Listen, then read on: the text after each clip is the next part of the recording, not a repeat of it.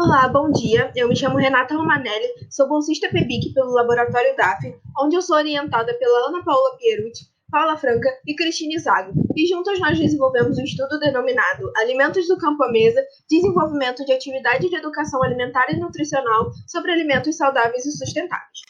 Então, primeiramente, é importante ressaltar que as etapas de processamento pelas quais os alimentos passam influenciam seu valor nutricional e os impactos ambientais associados à sua produção e ao seu consumo. Então, quanto maior o número de etapas pelas quais esses alimentos passam, menos da matéria-prima tem e, consequentemente, menor é o teor de nutrientes deles. Então, ao consumir esses alimentos a longo prazo, pode-se adquirir algumas deficiências nutricionais. Além disso, essas maiores etapas de processamento acabam por gerar maiores gastos com água, energia e diversos outros recursos naturais, além de gerar maiores emissões de gases de efeito estufa, o que acaba contribuindo para impactos negativos no meio ambiente. Então, a partir desse princípio, o Guia Alimentar para a População Brasileira de 2014 trouxe uma nova classificação de alimentos baseada nos processamentos pelos quais esses alimentos passam. Então, nós temos os alimentos in natura, que são aqueles obtidos para consumo sem que tenham sofrido alterações após deixarem a natureza.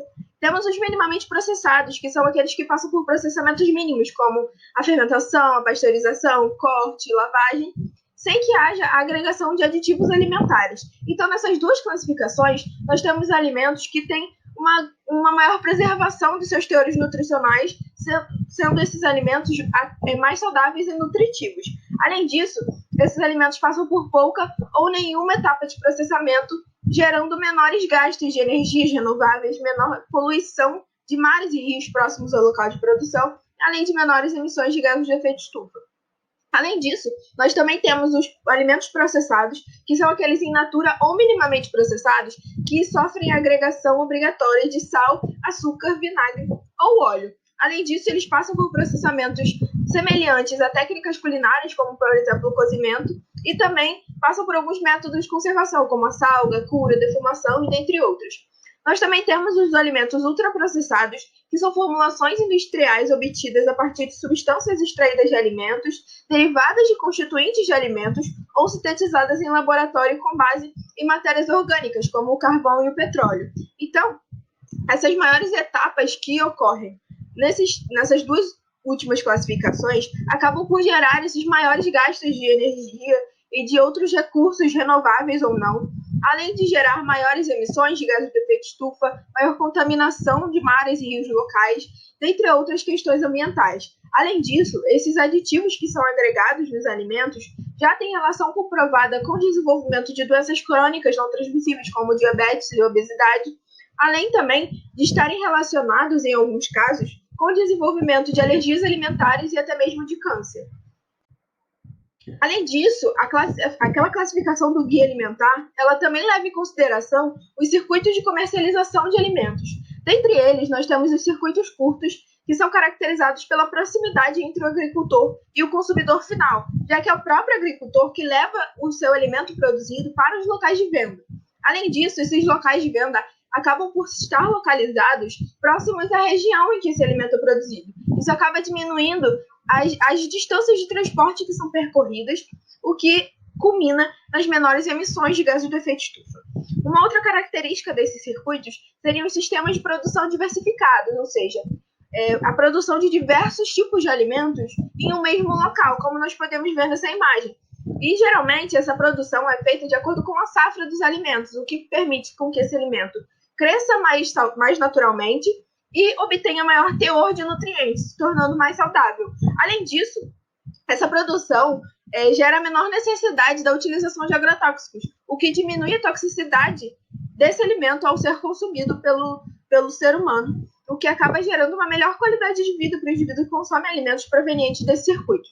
Além disso, são características também desses circuitos a agricultura familiar e a agroecologia, que utilizam, além dos sistemas diversificados e diversas outras características, eles utilizam menores áreas de produção. E, em alguns casos, a produção é feita até mesmo no quintal de casa. Isso acaba diminuindo a necessidade, entre aspas, de desmatamento e de queimadas, o que acaba contribuindo para a preservação da biodiversidade local. E essas árvores, por exemplo, preservadas, acabam por absorver certa quantidade de dióxido de carbono o que acaba contribuindo para menores quantidades de gases de efeito estufa serem levadas à atmosfera. E vale ressaltar também que esses circuitos estão muito relacionados à produção dos alimentos in natura e minimamente processados. Em contrapartida, nós temos os circuitos longos, que são caracterizados pela extensa produção de um único tipo de alimento, ou seja, a monocultura. Além disso, nesses circuitos, se tem maiores distâncias de transporte sendo percorridas e maiores etapas de processamento, o que elevam as emissões de gases de efeito estufa. Além disso, essa produção em larga escala de um único tipo de alimento gera maior necessidade da utilização de fertilizantes, para que se mantenha esse solo adequado durante todo o ano para a produção desse alimento, o que acaba por contaminar o solo, e essa contaminação do solo pode chegar a rios e mares próximos ao local, também contaminando os animais daquele local, né, que podem ser consumidos pelos seres humanos e gerando uma toxicidade ao nosso organismo.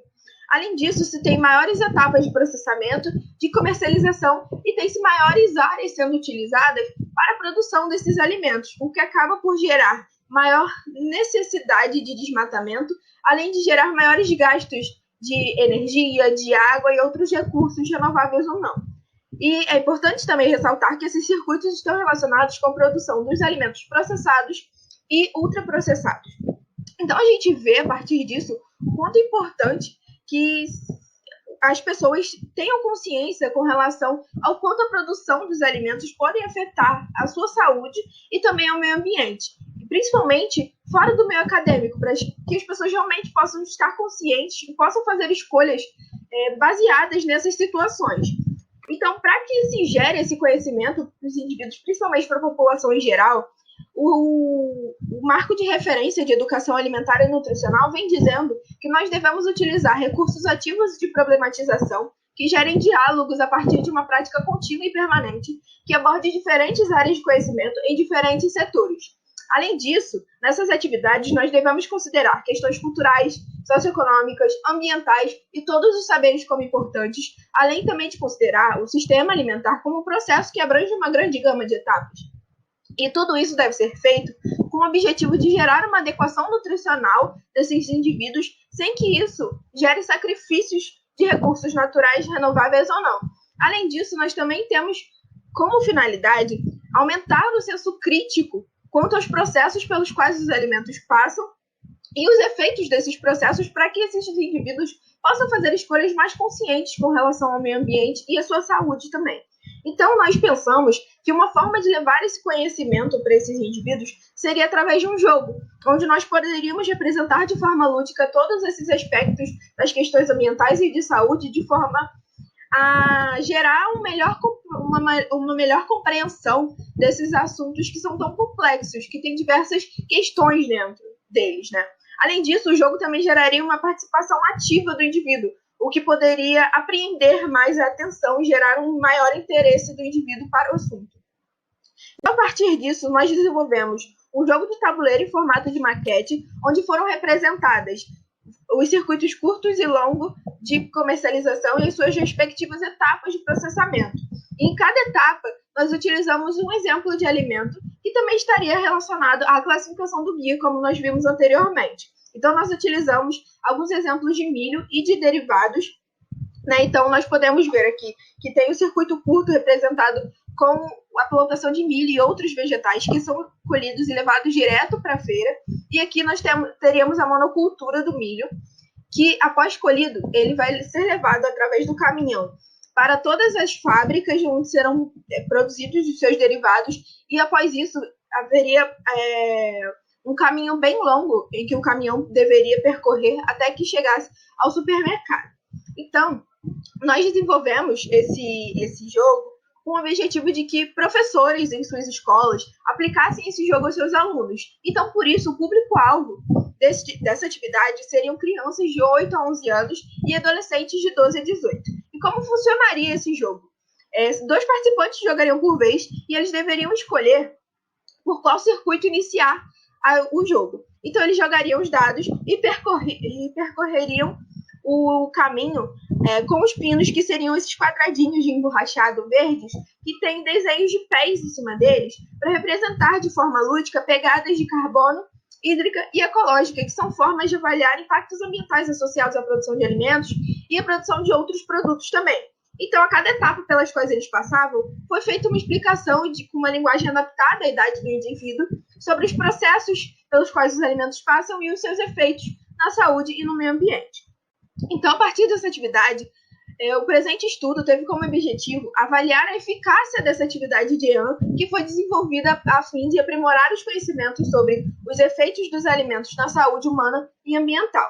Então, a partir disso, nós levamos a maquete para um galpão onde foram realizadas diversas atividades de diversas áreas de conhecimento e tinha como visitantes crianças e adolescentes acompanhadas dos seus professores.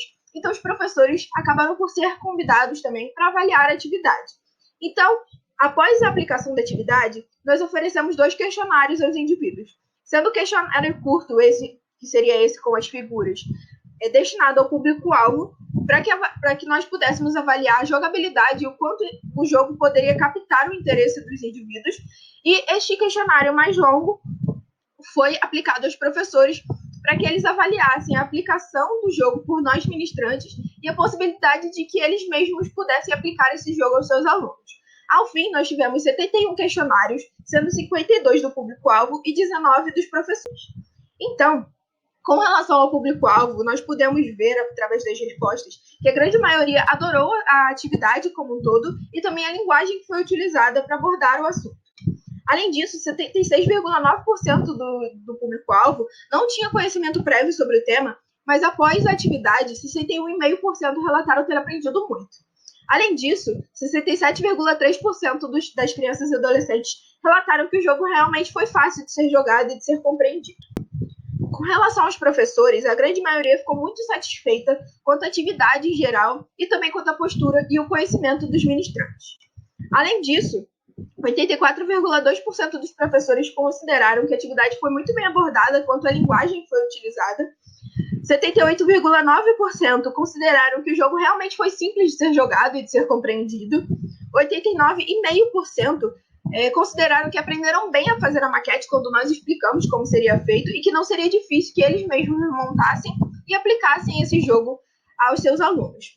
Além disso, 94,7% dos professores relataram que fariam oficinas com abordagens semelhantes às que nós utilizamos. Então, a partir desses resultados, nós podemos observar que o jogo realmente apresenta boa aplicabilidade ao público-alvo e é de fácil manuseio pelos professores. Além disso, é importante ressaltar que nós acabamos por focar bastante na aplicabilidade do jogo, o quanto isso seria aplicável ao público-alvo e o quanto seria reproduzível pelo próprio professor nessa atividade. Então, nós acabamos não comparando a aplicabilidade e jogabilidade entre as diferentes faixas etárias e também não avaliamos a obtenção de conhecimento em si dos participantes com a atividade. Então, nós ressaltamos que seria importante que nós fizéssemos um estudo futuro para avaliar todas essas questões.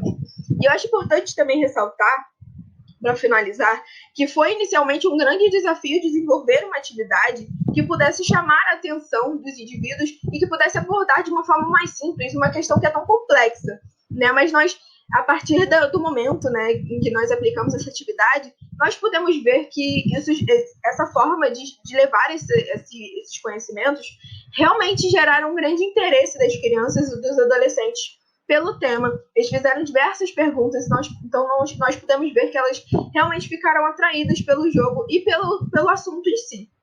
Além disso, foi uma ótima experiência para nós ministrantes que estivemos lá naquele momento, levar esse conhecimento, né, para as crianças, contribuindo de certa forma para que nós possamos ter adultos mais conscientes no futuro. Então é de extrema importância gerar esse conhecimento para essas crianças. Então é isso, um pouco disso que eu gostaria de trazer hoje para vocês. Muito obrigada pela atenção.